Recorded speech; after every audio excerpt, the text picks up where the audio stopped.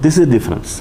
Saburi means you need to have that much of patience till your mind, which is creating all kinds of judgments, all kinds of conclusions, because that mind you carry all along with you, that conditioned mind, that concepts, judgments, beliefs. Let the mind settle by itself. But do not follow the mind, or do not jump. Do not jump immediately to any conclusion or any action following the mind. This is where they say, have patience. Don't jump to the actions. Have patience. Don't immediately go after it. Wait. Let go. I call it acceptance. And where it comes inquiry? Inquiry means this is the pre-ground for your own clarity. Because we are talking about how to open the eyes. You have already opened the eyes and you have a clarity. But how to transcend from the blindness to the opening eyes, or the transcend from the inner unconsciousness to the inner consciousness, the whole process starts with the inquiry. But inquiry demands your staying there. Inquiry demands your acceptance. How can you inquire unless you are available there? And how can you be available unless you accept that? So acceptance, to be available, and then inquire, keeping aside. And then I add one more, that accept the mind also, which is bringing all these answers and beliefs. Don't follow it. So then inquiry, and that whole area, observation and inquiry. First you are available, you observe it, then inquire with your own, what is this flower? What is this? You immediately get the answer from inside that this is all God's creation. We have the answer. This is all God's creation. But is it your knowing? Do you know God? Do you know any creation? Then you jump to that conclusion that is all God's creation. What is this God and what is this creation? You don't know anything about it. You just put some label there, it's all God's creation, that's all. But actually, do you know? Nothing. But then your mind becomes quiet. You got the answer. It's all God's creation. The flower is beautiful. My mother jumps to the conclusion that the moment she looks to the flower, she says, wow, Bhagwan, kyo saras banayu?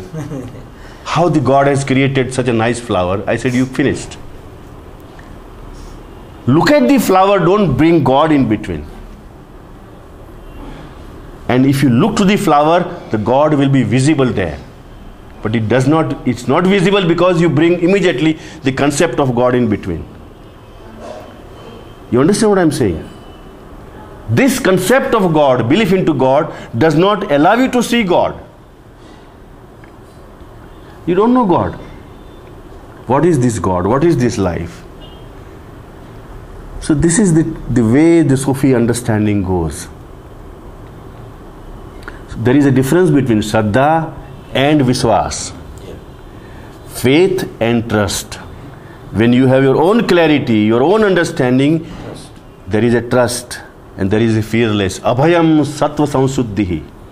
Krishna says in Gita, the first quality of the awakened one is the abhayam, fearlessness. There is no fear. I don't care. If you have a fear of what people will say about me, how it will look, if I care the other's opinion, then it is not your clarity. This quality is the expression of that state.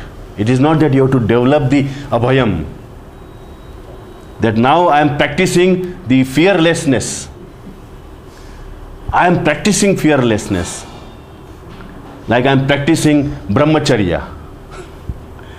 This is not something that you can practice. It is the expression of some transformation that has happened within. You see, the fragrance of that inner state, that comes. If that comes, then there is something. But if you are practicing it, I am practicing silence. God, so many people sit in silence.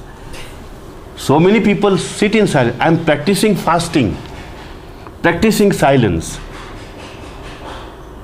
You are practicing how to laugh in Mystic Rose, how to cry. Practicing. This is not something that you practice. Laughing is spontaneous. Crying is spontaneous. This is all spontaneous things which comes as a fragrance to your inner state. But practicing, what can you practice?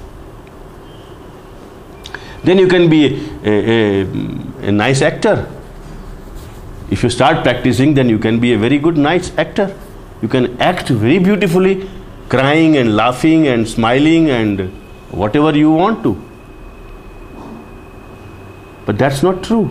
That's all imposed from the outside. You are wearing a mask on your face. Applying makeup does not make you healthy. You can put the red lipstick, put some red thing here and show yourself that you are healthy.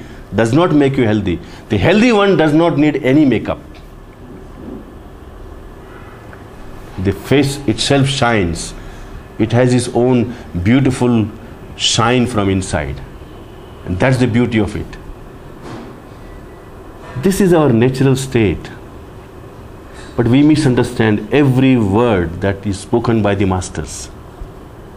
It is so unfortunate for the masters and for the disciples together. You see. That's why I'm again and again trying to make you understand that don't misunderstand. All that is being said by masters are true. They have spoken the truth. There is nothing that they have spoken wrong. But we have to understand, and what we understand without our capacity to understand is our misunderstanding. So everything, every word spoken by every master, every religious books is misunderstood. That is why I always say that the misunderstanding of the disciples creates the religion. All religions are born out of the misunderstandings of the disciples or the followers of the masters. Otherwise, how can there be a religion? There will be a Buddha field, not a religion, not a cult. Not a single follower will be there. That will be a garden of flowers. That is the Buddha field, a garden of Buddhas, where each one is flowered. No. And that was Osho's dream.